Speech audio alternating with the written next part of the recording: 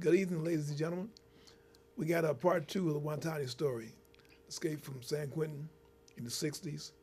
He fled the country, went to South America for 20 years, and he came back and continued his time. He's been out of prison a little over Yeah, be well almost 2 years next almost month. 2 years now. So we're going to bring back Watani and allow him to continue his story. It's a very interesting story.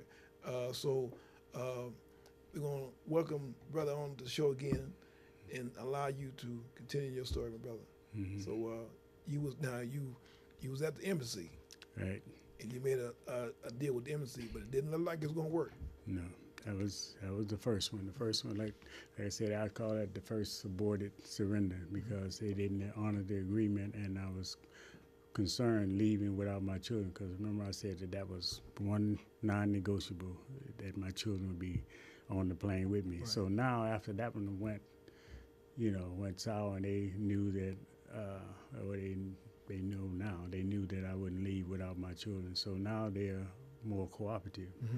My wife, I said, they asked me to come down. I didn't go. My wife went down, and she knows someone in there, and they told them that they were going to honor the agreement. They were going to allow my wife and I to be, married. They were going to allow me to get the paperwork translated from Dutch into English, and then when I'm ready, they would do it. So they gave it to me, and that was surprising that they would, do that. Like I said, I know why they did it now. I didn't know at the time, and so I went in there and I went through all the process. I went and my wife and I were married. I went and got their birth certificates and I got it translated. I brought it into them. Now, this is something I did that I regretted later because, well, Nancy Pelosi was a congresswoman out of San Francisco at the time, and my sister was working as a liaison for the Postal Service for her. So she knew her caseworker, who was Pat Dotson, as well as Nancy Pelosi at that time. So she told her about my situation, her brother, and Nancy, was really concerned about, everything going right. And they told him that my concern is that my children, and it's the only reason why I came to the embassy because I was really concerned about the safety and welfare of my children. Right.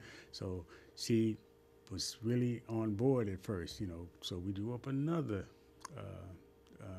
surrender agreement with Nancy Pelosi this time, and her signature on there. And I still have the document, and and saying that my children were in the situation of my family, and that they didn't know where I was, and that I came voluntarily. So she wrote this document up that covered all the grounds that I that I wanted, and plus my sister also gave her okay, said don't worry, Nancy's not going, Right. So so we signed it, Right. and I did what I said I wouldn't do. I said, okay, I would go, and I'm pretty sure now, and I figured I had ammunition. Now, if they cross me, I'll go to the media. Yeah, I'll blast them out of water, So I had all that. So the FBI agent flew in from Venezuela, and I met him. Went to the airport. They went through the whole chain. Said it's a good thing you came voluntarily because your family never would have gotten here. So he was always reassuring me. I got the copy, and I gave my wife a copy. So if anything goes wrong, and then my sister said, don't worry, Nancy's not going to, do that. So I got on the plane. I flew from Suriname to Venezuela. And then from Venezuela, they flew me to Dade County, Florida. And I had to waive extradition there as well to go. I went to Chino and end up back in San Quentin. And when I got to San Quentin, they pulled me out of the line, put more shackles on me, escorted me straight to AC, and then I got a letter from the State Department saying that we don't negotiate with fugitives, and besides, your family, you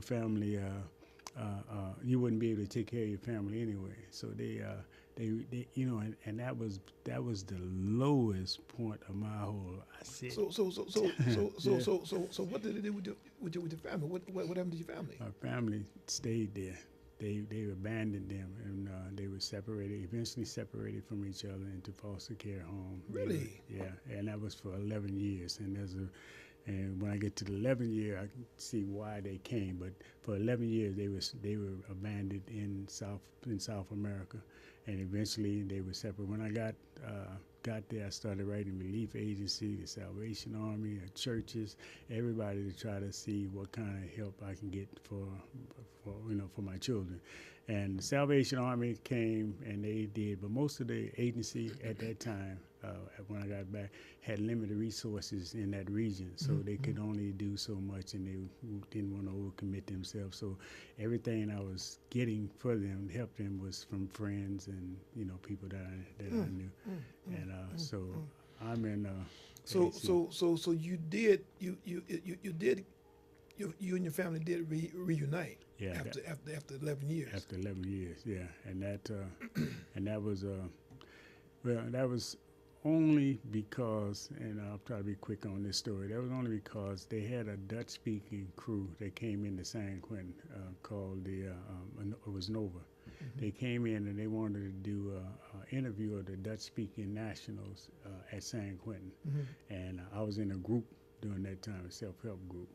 And the person who was head of it, his name is Jacques Verdun. He's from Holland. He came as a teenager, and they came in to interview him as one of the national. They had doctors and other guards, all the ones that was born in Holland. They wanted to interview them, see how their life was in the United States. So they came into the room, and I said something in Dutch to them. And they got all excited. Oh, he speak Dutch. Who is he? So he told them who I was. So now they were interested in including me in the documentary. So I have to get clearance and stuff. And in prison, yes, you can't just talk, freely with the media, So, and they had the public relation officer that was follow us around, but he can't understand Dutch. So I'm telling these people how they crossed me.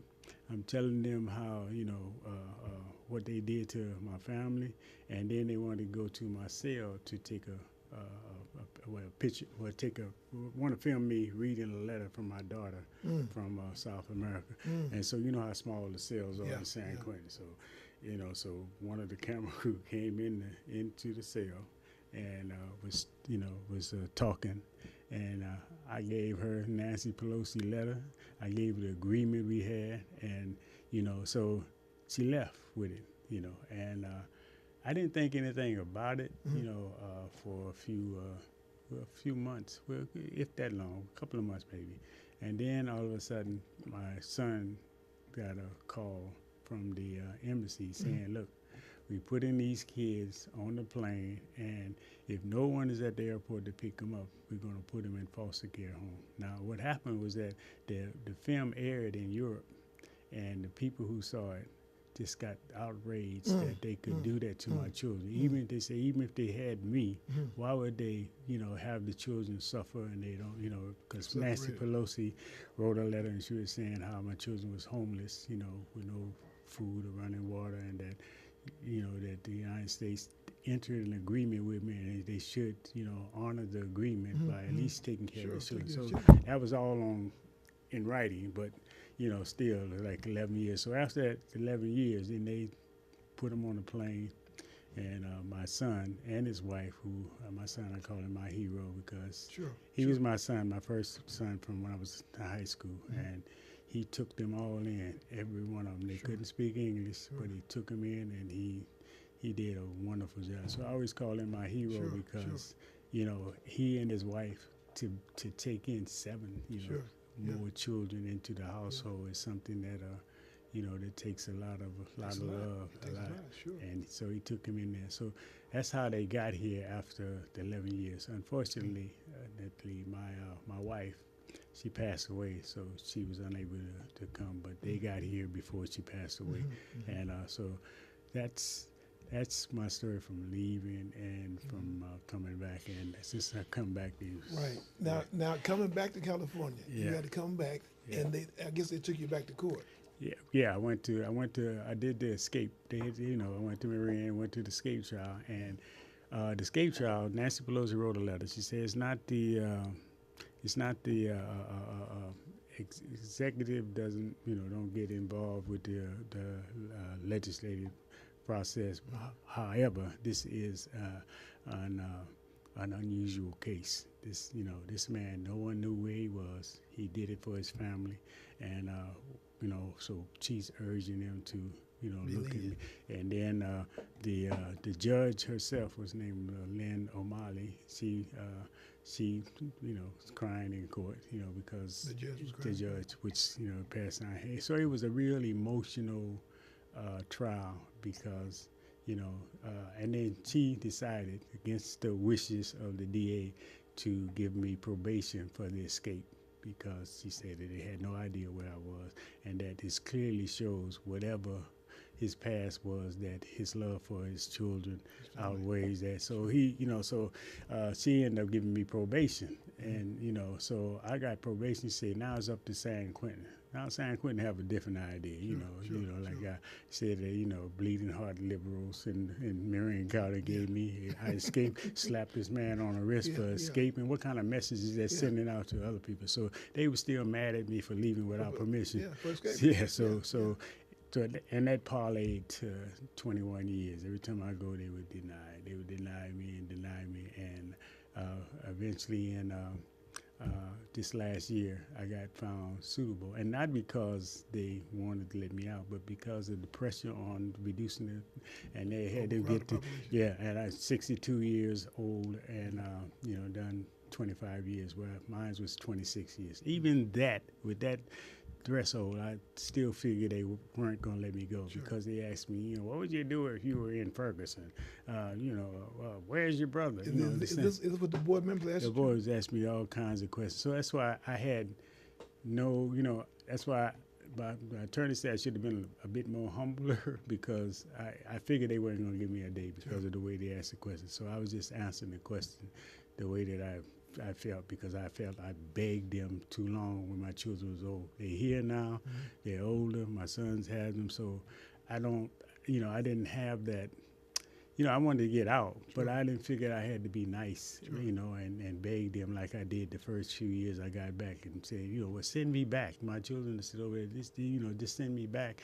And, but now we got you now, where's your brother? So they went through that thing for a while, and so I end up, doing 21 years, but then they told me, they have strong reservation with some of the questions the way I answer the questions. We want to make sure that you get out, you won't get involved with all this radical stuff, and just went, got real ugly. So during the deliberation, my attorney and I was talking about, well, it's probably 5 years, 3 years, and he said he got ground for appeal. So we talking all that. Who was your attorney? Keith Wadley? No, David Felt. He works with Keith Wadley now. I mean, I forgot I was his first case. He works with uncommon law. Yeah, he works with uncommon law with Keith Wadley, and he's and also I was his first case, but we were friends before he was my attorney. He used to be out of Alameda County, and he's doing work with Keith Wadley. So that's, so anyway, they let me out after 21 years. After we went back in after the deliberation, they said they had, have to give me the whole thing about, we have some reservation, but however, it still has to go to the governor. Yeah. Now I'm still thinking, I said, and I done gave the governor every reason to take my date. So I still wasn't sending anything home. So you got Governor Brown as a governor. Right, right. And so I didn't, I figured, okay, well, if he needed anything, I gave him everything. Now, then my attorney telling me, I could have been a bit more humbler with some of my questions and answers and stuff. But I didn't know. But anyway, so to the last day, they said, tell the old man he's going home. This is what I got message from Lieutenant Robinson. And so after that, I came home and I went to transitional housing for 6 months. Okay. And then now I'm in a place called Canonical Forum and doing the work, really doing the work and connecting with young people, which is my passion. Sure. And and I've been giving several speeches at different universities and different places, and I'm enjoying. Really enjoying. Sure. Yeah. Well, you have a story to be told, and you have a story to be told that would change people's lives, because see, the people, they don't understand that we come home from prison after long periods of time. We go in one way, we come out another way. And they don't realize that coming home, we have information that we want to give away. Yeah. At one time, they said that information is to be sold, but they lied about that. You got to give it away because what you have to say can change people's lives. True. And that's what you're here for. That's true. You know, I can tell people, I say people all the time that we was in hell.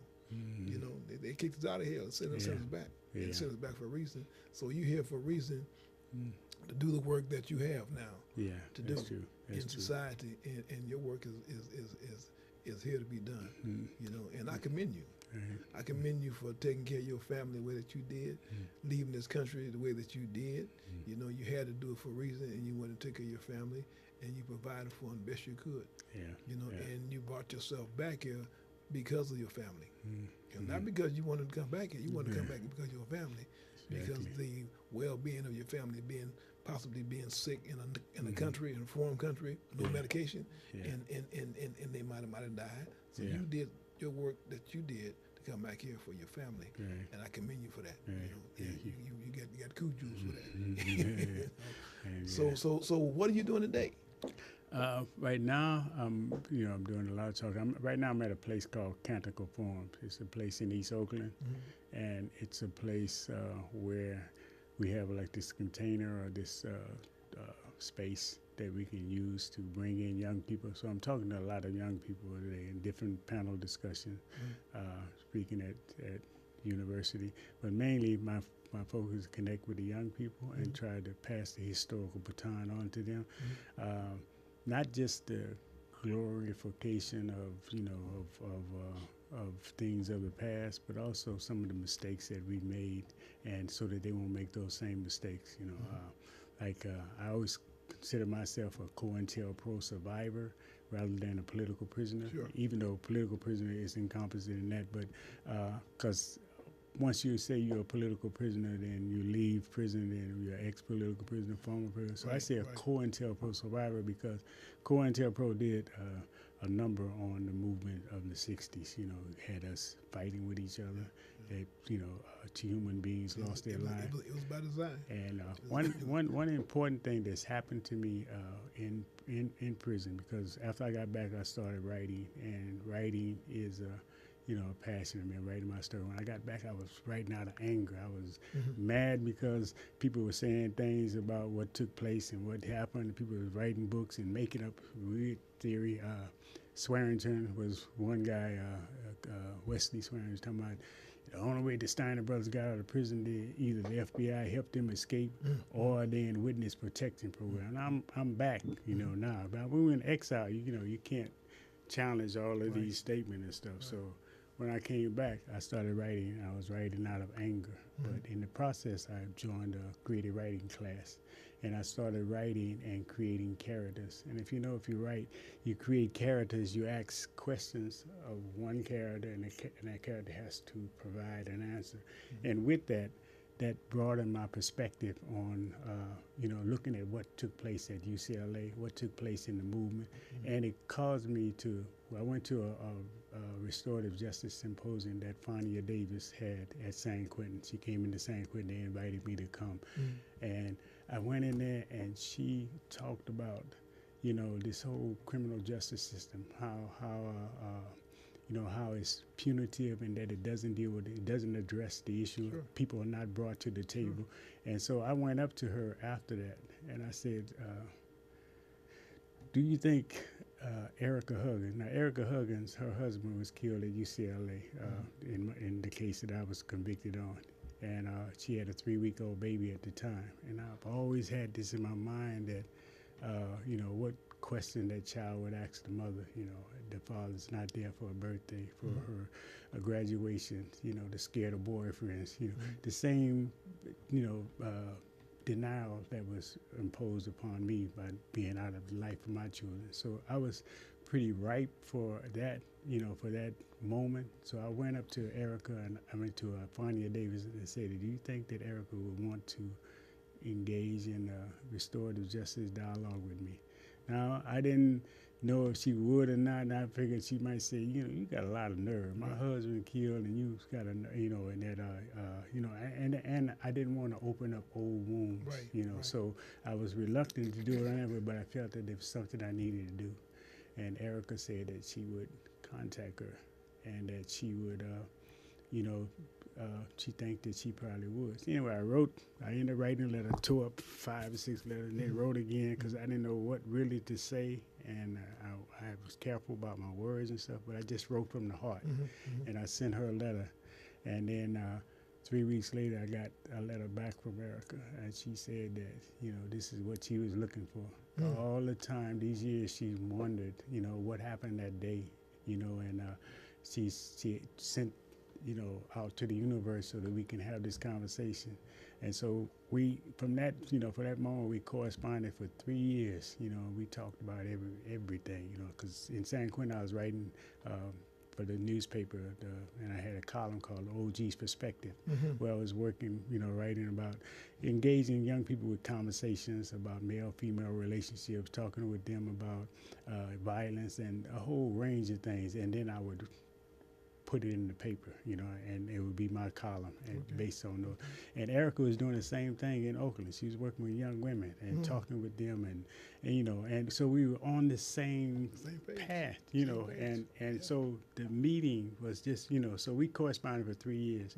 Then it was decided that we would have a face-to-face conversation where she come in. So you corresponded for 3 years before we met, and then she came. What in the '60s, I used to see her, but in different places because she was a Panther, I was an US organization. So I see her on campus. I see her at the Black Congress, on the streets with John, but never a conversation. We never had a conversation. It's always this ideological, thing that we had with each other, where we had the same goal, but we had different way of going at it and stuff. And we were at Black Congress was an umbrella group, so everybody was in unity and harmony together until the FBI got involved in that. So, so she came in, and man, that was the most powerful. I can imagine. And and we looked at each other in the eyes, and she asked the questions, and these were not, questions she wanted to know, because I stepped over John's body on my way out of the room. So it was, if things came to mind, and she had a lot of questions. So the questions, we didn't always agree on everything. Some things we had to clarify, and we went, but it was the most beautiful expression and exchange that you can ever imagine. So we talked for 5 hours. Right? And Vanya was her support, and I had my creative writing, she's my support, and we just talked about everything. Wow. Then it was decided that she would come inside of San Quentin, where she came, and we have a restorative justice symposium where we would address the prison population, San Quentin prison population, as well as outside people. And it was packed. And we went into the chapel, in the Catholic chapel, and she shared her story, I shared mine, and then we entertained questions. The young people asking questions, because this was the truth and reconciliation that we were modeling. And mind you, that people on both sides had some concerns about this. Like, just telling Erica, she was telling me, how do you talk with this guy here? He killed your husband, he's a CIA agent, all that kind of stuff. And then I had people on my side who saying, why are you apologizing? You didn't do anything. But I wasn't apologizing for doing it. I was apologizing because I was part of that climate that caused the death of 2 human beings. And trying to get people to realize that it's not about, whether I pull the trigger or not. We were part of this warrior mindset at the time that, that fed into the killing of 2 human beings. But it wasn't, and with the FBI too, and with the FBI, and the only way they could have, and that's why I like to talk about the weaknesses of the movement too, because the only way the FBI could have penetrated us if there was a weakness, a hole for them to get through. Right. So we have to be able to pass that on to the young generation, so they can know not to be, they won't be manipulated into those things that took place in there. So, but she was, so she was, I see my spiritual teacher. One gift she gave me that I will always cherish is the gift of self-forgiveness, Not, when I say self-forgiveness, I'm not talking about, I did something, that kind of thing, but to forgive yourself for, for these things. That's, so that's the gift that she gave me, and you know, and we remain friends to today, except my parole conditions that don't contact your brother, Right. and don't contact Erica, and but we've been missing each other at different places. She's been speaking on one panel, and I was speaking on the next. We have to make sure that we're not on the same panel, and I went to the Black, I went to the Black Panther film, and I was trying to miss her because she was on the later show, so I went earlier. But when I came out, she was standing by the popcorn machine. I had a decision where should I go there or should I leave? Okay, so if my parole officer not listening to me, I might have walked up to her and I might have hugged her, which I did, and that was the first time I seen her since that. But after that, we just been missing each other. She's going into like the Black Panther 50 year.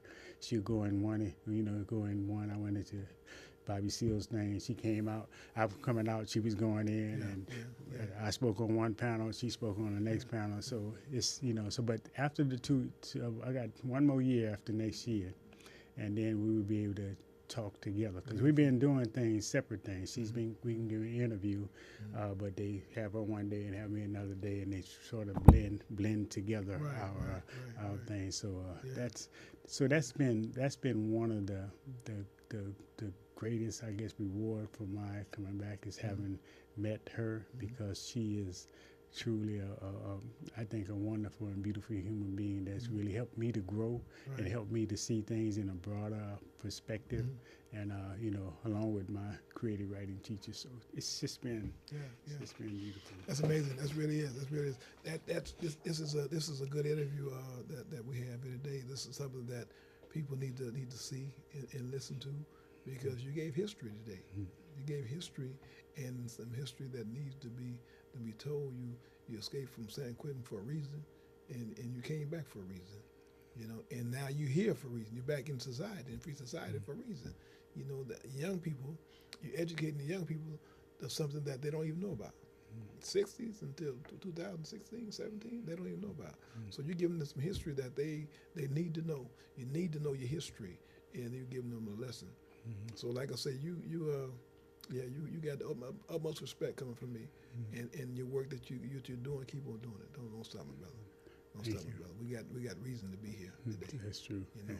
And so we want to thank you for coming on the show today. I want to thank you for inviting me, and you also the work that you're doing. You're a big inspiration to me as well, brother. Really. Yeah. Well. Like I said, we came back in for a reason. Yeah. We was in a cesspool at one time in life, and then we got sent to hell.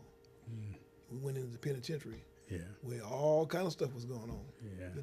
And we made it out. That's true. Some people didn't make it out. It's not gonna make it out. That's true. And the whole prison population has really changed. When I left prison in 1974, the prison population was 40,000. That's including people on parole. And now when I come back, it's over 160,000. And the whole country is like 2.4 million. So it's really changed. Yeah, a whole country in the system.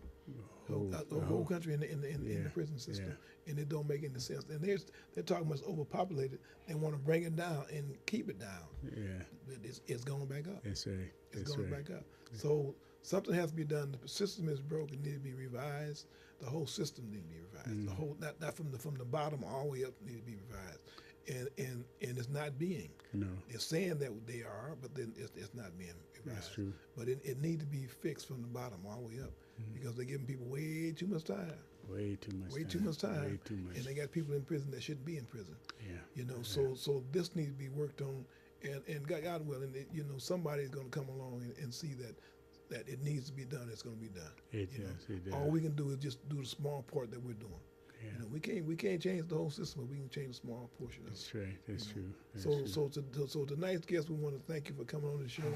We appreciate you coming on, and we're going to bring you back in some months to come back in front of the camera and allow people to know what you're doing and the progress that you've made in the time that you've been from the show until the next time you come on. Right. So we thank you for coming on the show tonight. Thank you. Thank you for inviting me to. Yes, brother. sir. Really Yes, sir. appreciate that. Yes, sir. Yeah, right. So thank you for watching the show tonight. Tune in Thursday. We have the Good, Bad, Ugly coming to the end of it. The Glenn Bailey story. We'll have the district attorney on this Thursday at 6:30. Live interview. Call in and talk to the good, the bad, and ugly, and we can come to the end. We want to thank Brother Watani for coming on again tonight and sharing his story with us. And tune in every Saturday at 7 o'clock on Saturday night on Channel 29. Every other Thursday on Channel 76, live interview, the Wenedell El-Amin James Show. You can tune in on YouTube. Go to the Wenedell El-Amin James Show and look at the interviews. Thank you for coming on, and we'll see you next week.